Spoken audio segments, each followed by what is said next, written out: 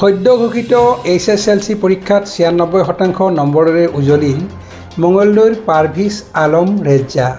শংকৰদেৱ শিশু নিকেতনৰ ছাত্ৰ পাৰভিজ আলম ৰেজ্জাই 96% নম্বৰ লাভ কৰি শিক্ষানুষ্ঠানখনৰ লগতে অঞ্চলটোলৈ গৌৰৱ কৰি আনিবলৈ সক্ষম হৈছে। মেধাৱী ছাত্ৰজনে সমাজ বিজ্ঞানত 100 নম্বৰ, উচ্চ গণিতত 100 নম্বৰ, সাধাৰণ বিজ্ঞানত 99 নম্বৰ, সাধাৰণ গণিতত 86 নম্বৰ, ইংৰাজীত 96 নম্বৰ আৰু অসমীয়াত 95 নম্বৰে মুঠ 576 নম্বৰ লাভ কৰিবলৈ সক্ষম হৈছে। জয়ন্তীপুৰ গাঁৱৰ তথা জয়ন্তীপুৰ হাইস্কুলৰ সহকাৰী শিক্ষক আইৰুদ্দিন আহমেদ আৰু পাকিজা বেগমৰ একমাত্ৰ পুত্ৰ পাৰভিজ আলমে দৈনিক 8-9 ঘণ্টাকৈ পঢ়াৰ বিপৰীতে ছবি অঁকা, ক্ৰিকেট খেলি অতিবাহিত কৰিছিল আজৰি সময়খিনি।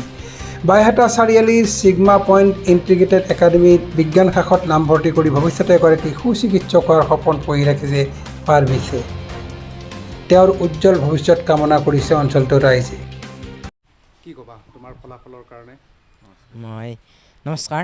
পোনপ্ৰথমে মই সমূহ সংবাদকৰ্মীক ধন্যবাদ জ্ঞাপন কৰিছোঁ এই মোৰ ঘৰত আহি মোৰ অভিভাৱন জনোৱাৰ বাবে। পোনপ্ৰথমে মই এইবাৰ 2024 বৰ্ষত হাইস্কুল শিক্ষান্ত পৰীক্ষাত 96% উত্তীৰ্ণ হৈছোঁ। বুঢ়া অৱস্থিত শংকৰদেৱ শিশু নিকেতন বুঢ়াৰ পৰা মই হাইস্কুল শিক্ষান্ত পৰীক্ষাত অৱতীৰ্ণ হৈছিলোঁ। এই ক্ষেত্ৰত মোৰ যি ফলাফল আছে ইয়াৰ ক্ষেত্ৰত সমূহ নিকেতনৰ আচাৰ্য তথা মোৰ মাতৃ পিতৃৰ বহুত অৰিহণা আছে। তাৰোপৰি ওচৰৰ নিবাসীসকল, ইয়াৰ উপৰি বহুতো ব্যক্তিগত শিক্ষকসকলে মোক বিভিন্ন ধৰণে সহায় কৰিছিল। কিমান ঘণ্টাকৈ পঢ়া শুনা কৰিছিল? মই দিনে গড়ে 12 ঘণ্টামান হয় আৰু ৰাতি দিন মিলি। ভৱিষ্যত পৰিকল্পনা কি আছে? ভৱিষ্যতে মই এজন দেশৰ সুনাগৰিক তথা চিকিৎসক হিচাপে যোগদান ৰাইজৰ সহায় কৰিবলৈ বিচাৰিছোঁ। আৰু কি কৰি ভাল পাওঁ? মই ছবি আঁকি ভাল পাওঁ তথা ক্ৰিকেট খেলি আৰু গান শুনি ভাল পাওঁ। এই নৱপ্ৰজন্মক কি আহ্বান জনাবা তুমি? নৱপ্ৰজন্মক এইটোৱে আহ্বান জনাওঁ যে শিক্ষাটোক এটা খেল ধেমালিৰ লগত তুলনা কৰিব লাগে আৰু নিজৰ বেয়া লগা কামটো কৰিব নালাগে। আৰু বহুত সময় পঢ়ি সময় নষ্ট কৰিব নালাগে। যিখিনি সময় পঢ়া যায় সেইখিনি মন পুতি পঢ়িব লাগে। স্থান কৰ্তন সন্দৰ্ভত তুমি কি ক'বা? স্থান কৰ্তন সন্দৰ্ভত মই এইটোৱে ক'ব বিচাৰিছোঁ যে যিহেতু এইবাৰ স্থান নিদিওঁ বুলি কৈছিল, তাত এটাও দিব নালাগিছিল। তাত 3টা দি কিছুমানৰ মন ভাঙিছে।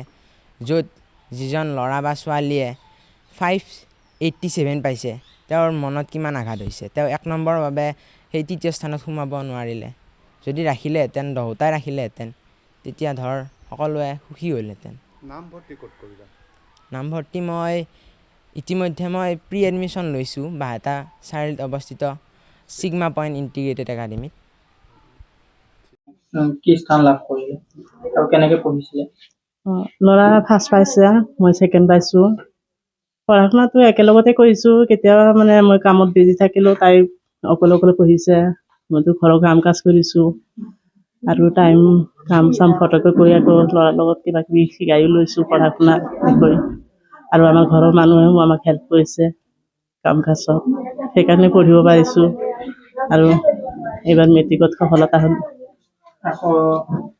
আকৌ পঢ়িবনে নপঢ়ে? পঢ়িম, হাই ছেকেণ্ডেৰীটো ক্লিয়াৰ কৰিম।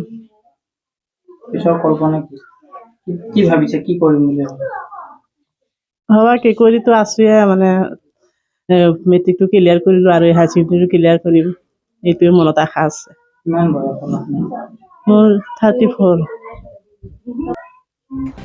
মঙলদৈৰ পৰা জয়দেৱ ডেকাৰ ৰিপৰ্ট, অমৃত নিউজ।